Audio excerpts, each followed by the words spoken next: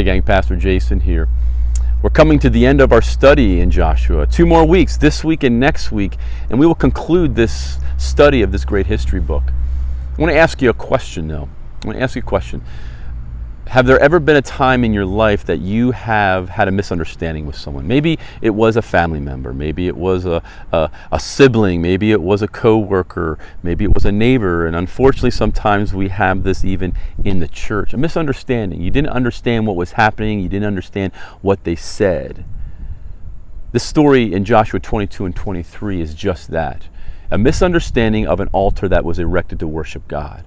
And what we see at the end of the story is beautiful, because what happens is they confronted the 2.5 tribes that erected this altar to worship God.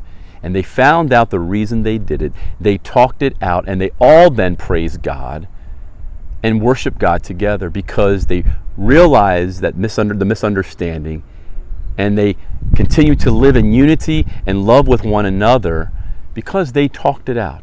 They had a simple conversation and they said, hey, why are you doing this? You know this is against God. And when they found out the reason why they were doing it, everything was put into context and they were like, oh, okay, that makes sense. So many times in the Christian life, if we would just do that as believers, instead of passing judgment on our brothers and sisters because of something we heard or something that we are misconceived about what has happened, and we just get together and we talk, sometimes we can sit back and say, that makes sense. I'm glad we talked this out. And the judgment goes away and we can worship and we can celebrate with that individual and walk them through that particular issue.